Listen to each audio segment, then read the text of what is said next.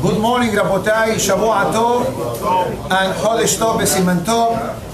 Monday, the first day of Shevat, corresponding to the 7th day of January 2019.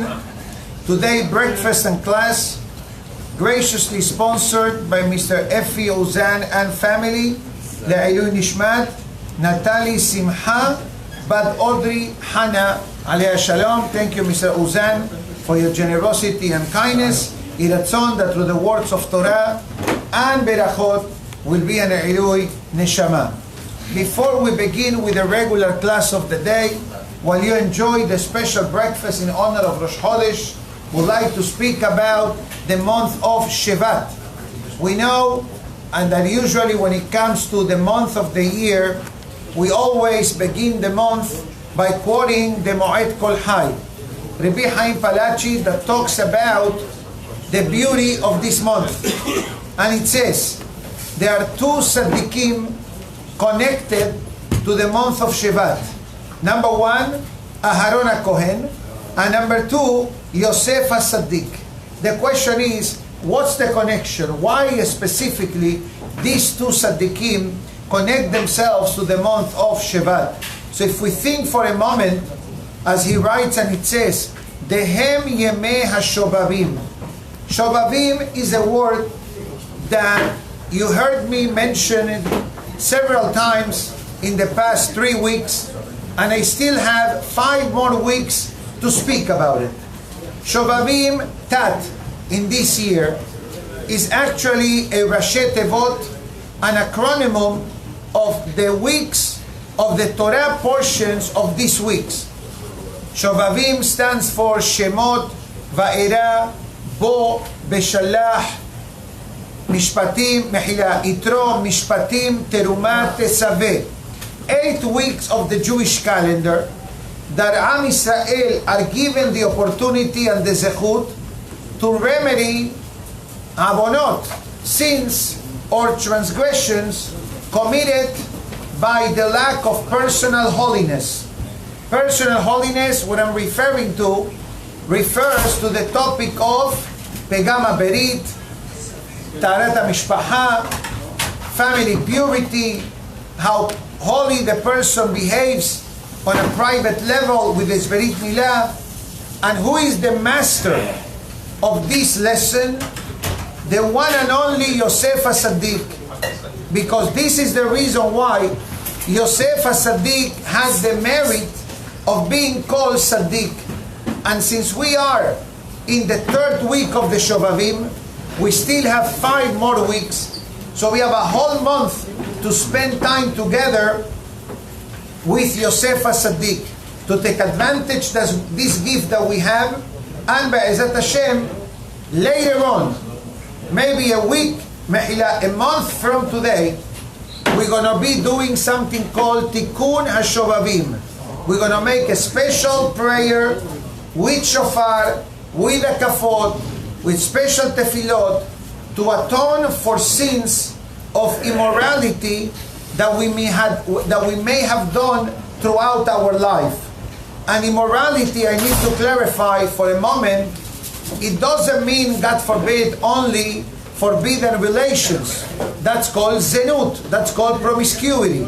Immorality includes when, God forbid, there is no family purity between husband and wife, Haz v'shalom, or when the man misbehaves on a personal level with his Berit Milah, etc.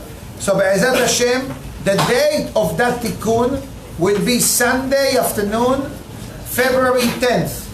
Just prepare yourself mentally, and as we get closer, we are going to announce the Kahal Kadosh to come and to participate. That is Yosef HaSaddik. Aharon HaKohen. The Mishnah in Pirkei Avot tells us the famous Mishnah right in the beginning of the 1st chapter. Hillel Omer, Heve mitalmidav shel Aharon. Hillel said, a person must imitate the students of Aharon HaKohen. Ohev Shalom, Berodev Shalom, the Mishnah says. Love the peace and pursue the peace. But I like to read what Rabbi Chaim Palachi writes, and then, with your permission, I'd like to expand. If we can pave the way. Thank you so much. Thank you, gentlemen. You guys sit there. Beautiful. Let him go behind you. Thank you so much. Hazao Baruch.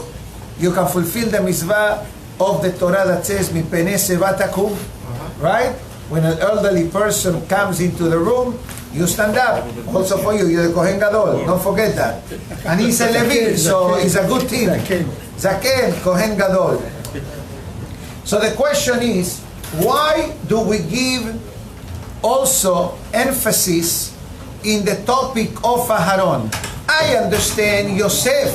Yosef is personal holiness. What about Aharon a Kohen? So it says, Rabbi Chaim Palachi, the following. Amen. I'd like to read it. Mehilat. Knock on the door. Oh, justice, please, urgently. Thank you. Rabbi Chaim Palachi says as follows. In this month of Shevat, Sarich leitames yoter. A person must make a greater effort. Liot ohev shalom, berodev shalom, to love the peace and pursue the peace. Umesim shalom ben adam lahavero ubanish leishto, and establish peace and harmony between people and friends. Uben ish leishto, and between husband and wife. Yoter mikol hodshe hashana, more than any other month in the Jewish calendar. And the question is, as they say in Arabic, fargus. Why you need to make more shalom in the month of Shevat than in the month of Kislev? Although every month we have great things to work on, but it says, She'remez ramzu hakadmonim. Rabbi Chaim Palachi says, because we have a tradition from the early generations that Shevat Rashi Tevot Shalom Beracha Tova. That the month of Shevat, the composition of the word Shevat, and maybe I'm going to write it so those watching live can also see it, and the Kahal can look at the screen and see exactly what I'm going to be talking in the next few moments. So the Rabbi Chaim Palachi writes, look at the screen, beautiful. You see the word Shevat? Shevat. Go back. Shalom. Next, Mehila. I need to look at the screen backwards. Beracha Tova. Shalom. Beracha Tova. For the merit of peace, blessing and goodness comes to the life of the person. But still, this does not answer the question. Why specifically in this month of the Jewish calendar we need to reinforce this particular topic? So in order for me to do that, I need to use the next blackboard, the next whiteboard.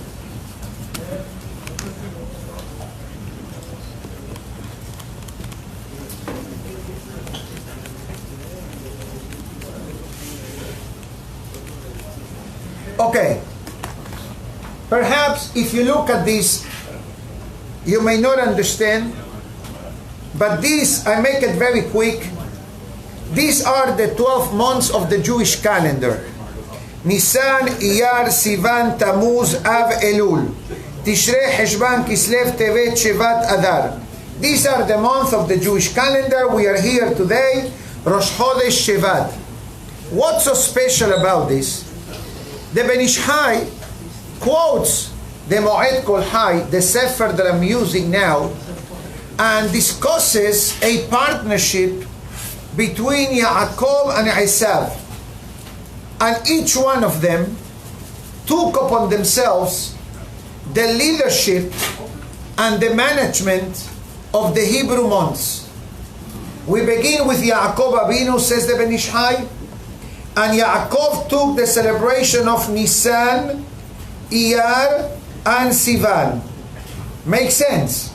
Nisan, we have Pesach. Iyar, Lag BaOmer, right? Pesach Sheni. Sivan, Shavuot. So these 3 whole months belongs to Yaakov Avinu. So far, so good. That's why in these 3 months, we don't have any ta'anit. We have no fast days, only happy days. The next 3 months comes Esav, and it says, now is my time. I want a piece of the action. I want a slice of the Jewish calendar. So Esav takes Tammuz and Av. That's why we have on Tammuz, what do we have? The 17th day of Tammuz, fast day. And we have Tisha B'Av. These 3 weeks belong to Esav. Esav also wanted to take the month of Elul, the month of Selichot. Yaakov says, "Stanna shweye.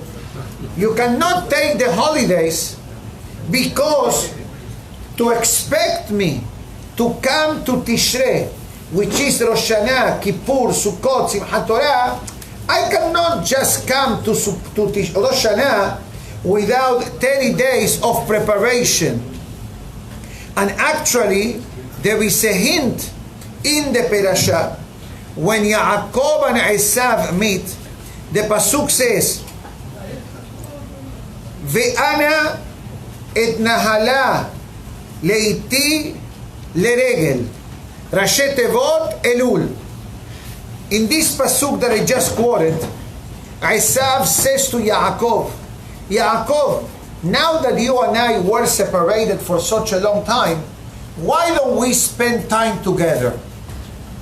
Can you imagine spending vacation with Esav? Obviously not. Recipe for disaster.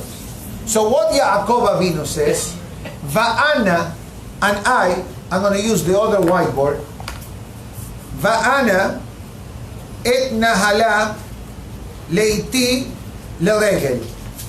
And I will conduct slowly to the speed of the children. Yaakov uses 4 words. Rashi Tevot Elul. Aleph, Lamed, Vav, Lamed, Elul.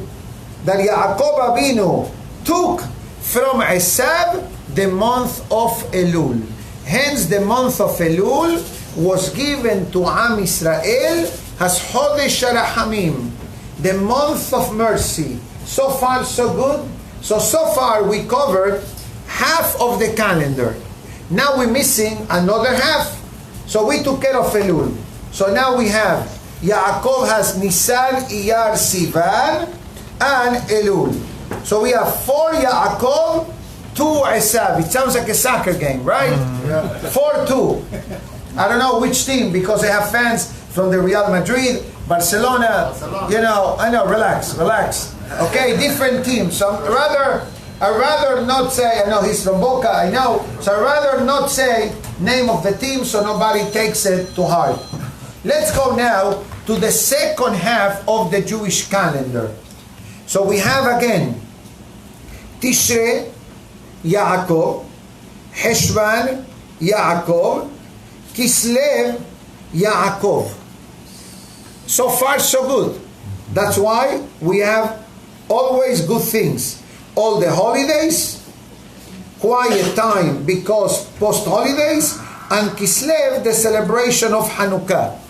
But the celebration of Hanukkah has a bonus. What is the bonus?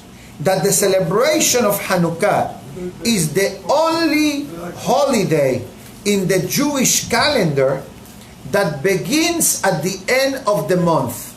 If I write down the dates of the holidays, let's start the Jewish calendar. When Pesach begins? The 15th. When is Shavuot? The 6th. When is, what else we have? We have Rosh Hashanah, the 1st. Kippur, the 10th. Sukkot, the 15th. Purim, the 15th. Tu B'Shvat, the 15th. Hanukkah is the exception. Hanukkah is the only holiday that starts at the end of the month. Usually, from a blessing type of perspective and Kabbalistic types of perspective, the first half of the month is better than the second half of the month. Why? Because of the moon. We have the moon, full moon, half a moon, quarter moon, no moon. The moon starts from 0 till the 15th of the month. By the 15th, 16th of the month, the full moon starts declining. That's the reason why in many Hasidic institutions or traditions, they only get married in the first half of the month, not on the second half. Let's clarify. It doesn't mean that you got married on the second half, your marriage is not valid. God forbid. God forbid. It is valid. But there are those that are more meticulous and they only do things, even moving on the first half of the month. Although halachically there is not a problem whatsoever as long as everything is done properly. Now, the fact that Kislev is starting on the 25th of the month, so how many days are actually Rosh Kislev? How many days is Hanukkah rather? 8 days. So by default, I will penetrate now into the month of Tevet. And that's what the Ben Ish Hai explains, that although the kingdom of Yaakov finished with Rosh Chodesh Tevet, he was able to go into Tevet and take away 2-3 days from Esav. Hence, the day that Hanukkah finishes, what do we have a week later? The Som, the Ta'anit of Asara Betevet. Shevat also belongs to Esav, and Adar belonged to Esav up to the day of Purim. Because we cannot forget a very important fact. Although we are still 2.5 months from Purim, this year we have Shana Me'uberet, we have 2 Adars, so we celebrate Purim a month later, towards the end of March, I believe. That's when Purim will be, Be'ezat Hashem. But who initiated the threat of Purim? Haman. Who was Haman? A direct descendant of Esav. So up to this day, Esav, through Haman, had the leadership of the month of Adar. Until Mordechai Sadiq came and he was took away Haman's domain from the month of Adar. So now, if we look at the following statement, you're going to see something fascinating. That actually, in the Jewish calendar, we have Nisan, Iyar, Sivan, Elul, Yaakov. So Yaakov Avinu has 4 and Esav has 2. Let's go to the next part. Tammuz, Mehila, Tishrei, Heshvan, Kislev, Yaakov 3. Tevet, Shevat, Esav 2 and Yaakov 1. So the end result is 4 plus 3 is 7 plus 1, 8. So Yaakov Avinu, Kabbalistically speaking, has the upper hands 8 months through the Jewish calendar, and Esav has the upper hand 4 months of the Jewish calendar. But as the Ben Ish Hai says, that even the 4 months of Esav are not really 4 months. Why not? Number one, Tammuz and Av, how long are they problematic for the Jewish people? How many days or how many weeks in the month of Tammuz and Av are problematic for Am Yisrael? The 3 weeks, correct? Ben HaMesarim. How many days are 3 weeks? 21. So out of 60 days, 21 are under the domain of Esav, and 39 are under domain of Yaakov. Do you understand? I did it upside down. But that's basically what the Ben Ish Hai says. That even from the 60 days, 39 days are belonging to Yaakov Avinu. What's so special about the number 39. If you were here yesterday, I spoke about it in the main shul.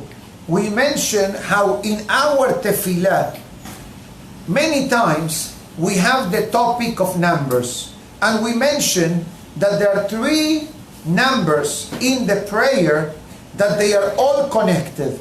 Number 1, the 13 attributes of mercy. Number 2, the 13 words of Ishtabah. And number 3, the 13 rules of Rabbi Ishmael. Baya'avor, Shir Ushbaha in Shaharit, and Rabbi Ishmael Omer, etc. And what is the magic number? 39. And what 39 actually represents? 39 represents several things, the Ben Ish Hai says. At least 4 things that we can talk about the magic number 39. So I repeat again quickly. Baya'avor, that we did not say today because it's Rosh Chodesh. Shir Ushbaha, that we say every day of our life. Rabbi Ishmael Omer, this is the Baraita before Kaddish Al Israel, before Hodu, in the part of the prayer Korbanot. It gives me the magic number 39. Now what is the magic number 39? You can take care of the erasing. I'll continue with the writing. So in our Torah, thank you, I think ready for retirement. Yes. In our Torah, the number 39 is not a simple number. The Ben Ish Hai says that when it comes to the sisit, there are 2 opinions of how to do the sisit. 26 or 39. What's the difference in the sisiot? If you do 39, you do 7, 8, 11, 13. If you do 26, you do 10, 5, 6, 5. That equals 26, Hashem's name. 39 means Hashem is 1. Hashem Echad. If you add the 26 of Hashem's name plus 13, which is the word Echad, Hashem is 1, equals 39. That is the first 39 that we should be familiar with. Hashem Echad. God is 1. Next. 39. The beracha that Yaakov Avinu received from Ishak. Ve'iten lecha ha'elokim mital hashamayim. May God bless you. Tal. Tal in English means do. In Spanish means rocio. Numerical value in Hebrew, 39. Thank you. Okay, Professor? You have it good for our video audience? Good? Okay. Clear? That's the magic number 39. So the number 39 is a number that represents a tremendous amount of heavenly blessing. But, there is always a but. I need another one today. We have 2 more instances that the number 39 is found. I start with the unhappy one. There is a type of consequence in the Torah called Malkut. Malkut. What is Malkut? Lashes. In the time of the Beit HaMikdash, after a person was warned of not committing certain negative commandment, and depends on the severity of the commandment, what kind of consequence the person will experience. The most amount of lashes that a person was able to receive by the formula 39. But in reality, the consequence was given according to the power of the person. If the person was weaker, they will do less. If the person was stronger, they can do closer to 39. This topic that I'm talking about is not a simple topic to discuss, but there is a whole tractate in the Talmud called Gemara Makot. That Gemara discusses about this topic. But I'm only for shiur purposes. They are 39 Malkuyot. That's why many people on Erev Kippur, right? they give malkut. What they do? They malkut, right? Of course, I do it every year. It's in the mahzor, but it's symbolic. It's symbolic. Malkut means taking the belt, and then you say, Behu, Rahum, Yechaper, Avon, Belo, Yashhid. You do it 3 times. This is a symbolic action. So in the event that a person may have committed certain transgressions, and Malkut would have been the punishment in the time of the Bet HaMikdash, so the symbolic act is considered like if I already pay the consequence. Don't try this at home, please. Don't get ideas. And I know that to some people may sound strange, but today it's not the topic. But there is another concept of 39. So we said 39 is the malkut. In English means lashes. In Spanish is látigo. Now, then you have 39 melachot of Shabbat. The 39 forbidden labors on the day of Shabbat. What's the common denominator among everything that I said for the past few minutes? The 39. The 39 days that Yaakov Avinu has on his domain from the month of Tammuz and the month of Av. Next. So we have Tammuz, Av. I'm going to do it again. Nisan, Iyar, Sivan, Tammuz, Av, Elul, Tishrei, Heshvan, Kislev, Tevet, Shevat, Adar. So comes the Ben Ish Chai and it says, Tammuz, Mehila with Tet. Tevet is with Tet. The first one is Tet, not Taf. Sorry. The Ben Ish Chai says, Tammuz is the clone of Tevet, and Av is the clone of Shevat. Now if you look, please look at me. What do we have here? Rashi Tevot, Av, Shevat, Rashi Tevot, Esh, fire. The fire of Mahloket or the fire of Torah? Which one do we want it to be? Hazak Baruch. You gave the good answer. I didn't expect less from you. And if you didn't have that answer, I would have not been a happy rabbi. So you saved the day. Hazak Baruch. So comes Rabbi Chaim Palachi says, you know how do we destroy the fire of Mahloket? The Esh, he says, Hevevoreach mina Mahloket kevoreach mina Esh. A person is to run away from Mahloket like we ran away from fire. So you know how we do it? It says, Shalom. Diotohev Shalom, Berodev Shalom, Yoter Mikol Choche Hashana. More than any other month of the Jewish calendar. Why? Because this is the weapon of mass destruction to remove once and for all the power of Esav. That Esav, he doesn't need to dress himself up like a terrorist or like an Arab or like an anti-Semite. Esav is among us. Esav could be another Yehudi. Has v'shalom to say that. But a person that is a Baal Mahloket, a person who always argues and never wants to give in, to give somebody to say, okay, you know what, you're right, and a person who always wants to have the final word, this is Esav in 2 legs, with a kippah and a beard and sisit. Yes, sir, I'm not kidding you. Ba'alei Mahloket knows no boundaries, knows no gender. Like in marriage, it's her fault, it's his fault. It takes 2 to tango, Rabotai. And if you don't know what that means, doesn't matter. Take my word for it.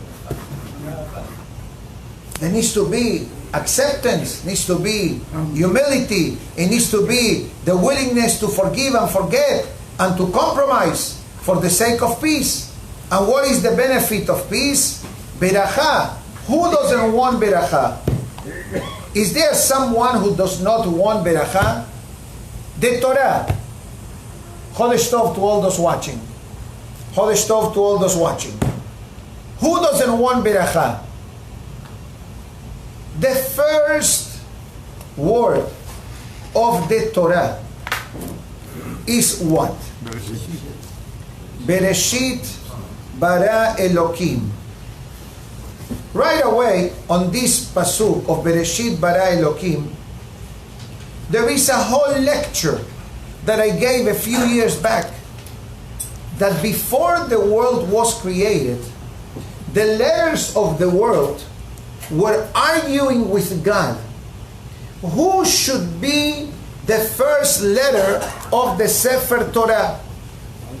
I'm not going to give you the full version, but I'm going to give you the 2-minute version, like a trailer. You know what a trailer means? They show you a 2-minute trailer. Hamavdil. I'm going to give you a 2-minute reality check.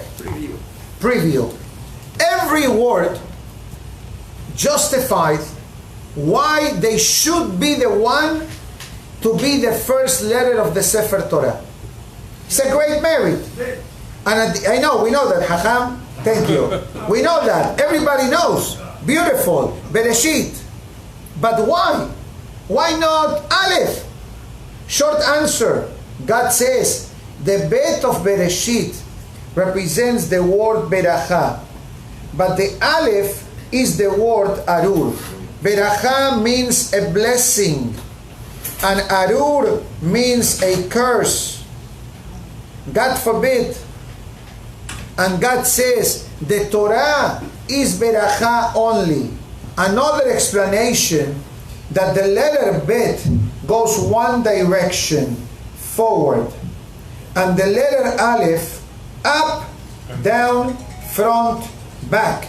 This is a lesson that when it comes to the creation of the world and what happened prior to the creation of the world, we should not go back, because can shake the foundation of emunah of a Yehudi.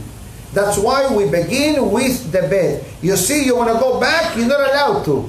There is a wall here. You want to go down, you are blocked. You want to go up, you are blocked. You can only go one direction, forward. And that's the reason why the Torah begins with the bed of Beracha, blessing or bendición. And we don't start the Torah with Aleph, which stands for Arur, curse, God forbid. What is the final letter of the Sefer Torah? The word is Israel. So the Lamed. Now I have the Lamed of Israel and the Lev of Bereshit. What do I have? Lev. God looks for the heart. As the Gemara writes, Rahamana liba ba'e. God looks for the heart, for the feeling, for the emotion, for the action, for the effort, for the willingness. Not so much the quantity, but actually the quality of the goodness that a person does. I can continue with your permission, but we need to get ready for the next class in a few minutes for ladies. And I think that we covered the beautiful, beautiful introduction of the one and only Rabbi Haim Palachi. So go ahead, celebrate Rosh Chodesh Shevat, Haba Aleinu L'Tova. Let it be the zechut of Aharon HaKohen, the zechut of Yosef HaSadik, Be'ezat Hashem. Bring us shalom, beracha tova, and Be'ezat Hashem, we should have the zechut of the ultimate Yeshua, B'mera B'yamenu. Amen. Baruch Adonai Le'olam.